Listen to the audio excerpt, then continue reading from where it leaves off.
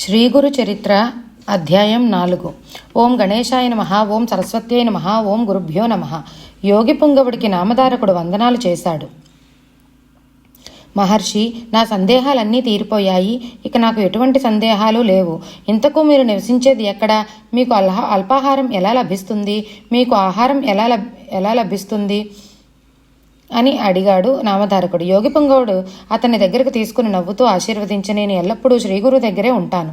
శ్రీగురు చరిత్ర పారాయణే నాకు అన్నపానీయాలు. శ్రీగురు చరిత్రను ఎవరు సప్తాహ దీక్షతో పారాయణ చేసి వారి పాపాలు తొలగిపోయి సంతానం, ధనధాన్యాలు, జ్ఞానము ఎవరు ఏది కోరుకుంటే వారికి అది దక్కుతుంది అని చెప్పాడు. అప్పుడు నామధారకుడు యోగి పుంగవుడిని పాదాలకు నమస్కరించి, మహర్షి, తమ వాక్యాలను వింటుంటే నాకు నోటిలో అమృతం పోసినట్లుంది. ఇది వినడం వలన నా పాపాలన్నీ తొలగిపోయి నా జన్మ తరించింది. నన్ను అనుగ్రహించండి అని అన్నారు. ఆయన నామధారకుని చేయి పట్టుకుని శ్రీగురుడు పవిత్రం చేసిన రావి చెట్టు క్రిందకు తీసుకుని పోయి అక్కడ కూర్చోబెట్టి, నాయన, అజ్ఞానాంధకారం వల్ల నీకు శ్రీగురువునందు దృఢభక్తి కుదరలేదు. దానివల్లే నీకు ఈ కష్టాలు కలిగాయి. శ్రీ గురుదేవుల్ని గాఢమైన భక్తి శ్రద్ధలతో కొలిచిన వారికే కష్టాలు నష్టాలు తొలగిపోతాయి. అసలు నిజమైన సద్గురువు తన పర భేదం లేకుండా అందరి మీద ఇష్టాన్ని ప్రకటిస్తారు. గురువుకు సాటి అయినది ఈ లోకంలో ఏదీ లేదు. గురువు ఒక్కరే మనకు సర్వస్వము లభించజేయగలే సమర్థులు.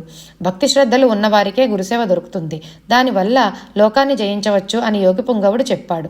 మహర్షి, నాకు శ్రీగురుని లీలలు వినాలని ఉంది. వాటిని వినిపించండి అని నామధారకుడు యోగి పుంగవుడిని వేడుకొన్నాడు. దానికి ఆయన సంతోషపడుతూ, నాయన, శ్రీగురుని మీద ఇంత భక్తి శ్రద్ధలు ఉండడం ఎంతో మంచిది. నీకు తప్పకుండా శుభం కలుగుతుంది. ఇది నాకెంతో ఉత్సాహాన్ని ఇస్తుంది.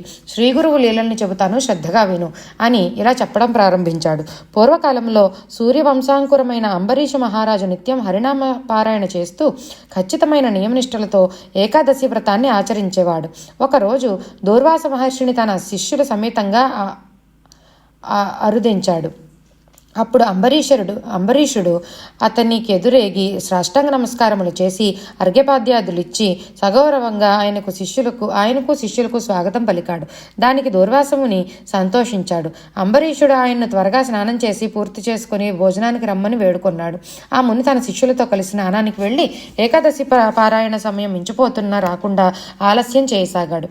దానికి అంబరీషుడు తన భోజనం చేయకపోతే వ్రతభంగం అవుతుందని, కానీ అతిథికి భోజనం పెట్టకుండా తను తింటే అతిథిని అలక్షణం చేసినట్లవుతుందని యోచించసాగాడు.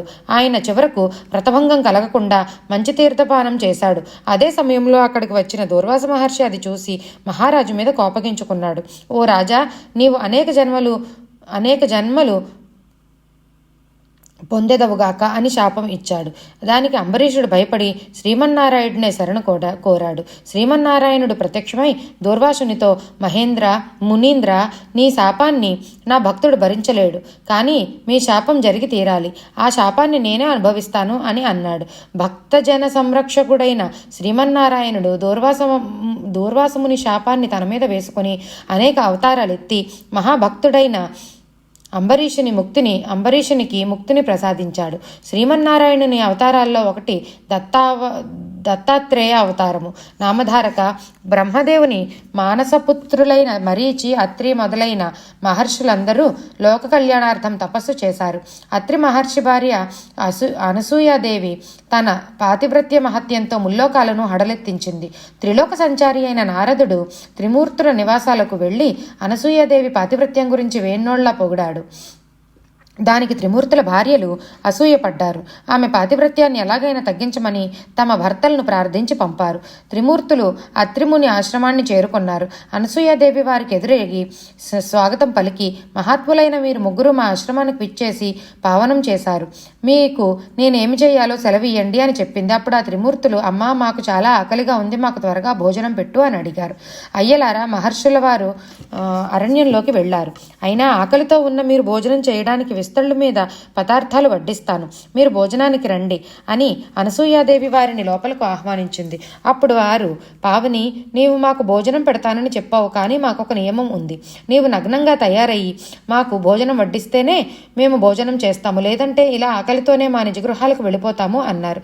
వారి వింత షరతుకు ఆమె తనలో తానే నవ్వుకుంది. ఆకలితో అన్నమడిగిన వీరు ధర్మం ప్రకారం తన బిడ్డలే కానీ పరపురుషులు ఎలా అవుతారు అని అనుకున్న అనసూయాదేవి త్రిమూర్తులారా, అలాగే చేస్తాను. మీరు భోజనానికి రండి అని చెబుతూ ఆశ్రమంలోకి వెళ్ళి అత్రి మహాముని పాదరక్షలతో, స్వామి, నేను మీ అనుజ్ఞ ప్రకారము వారంతా నా బిడ్డలన్న ఉద్దేశంతో భోజనం వడ్డిస్తాను అని చెప్పుకుంది. ఆమె పాతివ్రత్య మహత్యం వలన భోజనం వడ్డించడానికి నగ్నంగా లోపలికి వెళ్లేసరికి త్రిమూర్తులు ముగ్గురు చంటిపాపలయ్యారు. ఆమె స్థనాలకు చేపురుగా ముగ్గురు బిడ్డలకు తన స్తన్యాన్ని అందించి పాలిచ్చింది. ఇంతలోనే అత్రి మహర్షి వచ్చారు. ఆమె ద్వారా జరిగినదంతా తెలుసుకుని పరమానందం పొంది త్రిమూర్తులను అనేక విధాలుగా స్తుతించాడు. ఆ ఊయలలో ముగ్గురు బిడ్డలు హాయిగా నిద్రపోతున్నారు. అయినా అత్రి మహర్షి స్తోత్రం వలన ముగ్గురు పిల్లలు త్రిమూర్తులుగా ఆ దంపతుల ముందు ప్రత్యక్షమయ్యారు. వారిని వరంబు కోరుకోమనగా అత్రి మహర్షి భార్య వైపు చూస్తూ, సాధ్వి, నీకే వరం కావాలో కోరుకో అని అన్నాడు. అందుకు అనసూయాదేవి, ప్రాణేశ్వర, ఈ మూడు మూర్తులుగా వచ్చిన వీరిని పుత్రులుగా పొందడమే నా అభీష్టం అని అంది. దానికి ముగ్గురు త్రిమూర్తులు నవ్వుతూ, పుణ్య దంపతులారా, మీరు మమ్మల్ని దత్తత చేసుకున్నారు కదా, ఇంకేం కావాలి కానీ ఆ దంపతులు కోరిన వరాన్నిచ్చి వారి నిజ నివాసములకు వెళ్ళి వారి భార్యలకి ఈ విషయం చెప్పారు. త్రిమూర్తుల వరం కారణంగా ఆ దంపతులకు ముగ్గురు పుత్రులు కలిగారు. విష్ణు అంశతో పుట్టిన వారికి దత్తుడని, బ్రహ్మ అంశతో పుట్టిన వాడికి చంద్రుడని, పరమేశ్వరుని అంశతో పుట్టిన వాడికి దూర్వాసుడని అత్రి మహర్షి వారికి నామకరణం చేశాడు. ఈ ముగ్గురు అత్రి దంపతుల సంతానం కనుక వీరిని ఆత్రేయులని, దత్తుని దత్తాత్రేయుడని పిలుస్తారు. చంద్రుడు తలచిన వెంటనే అందరినీ అనుగ్రహిస్తూ లోకమంతా సంచరిస్తాడు.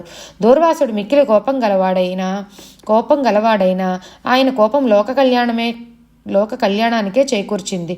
చంద్రుడు దూర్వాసుడు తన దివ్యాంశాలను దత్తాత్రేయుని అందుంచి తల్లి అనుజ్ఞతో తపస్సుకు వెళ్ళిపోయారు.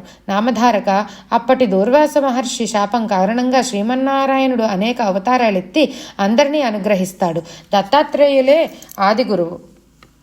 ఆయన నిరంతరం భూమిపై సంచరిస్తూ భక్తులనందరినీ అనుగ్రహిస్తాడు.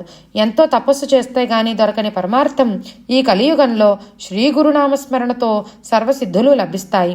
అందుచేత శ్రీగురుని దృఢమైన భక్తి శ్రద్ధలతో పూజించిన వారికి ఏ ఆపద ఉండదని నీ మనస్సులో నెంచుకొనుము అని యోగి పుంగవుడు చెప్పాడు.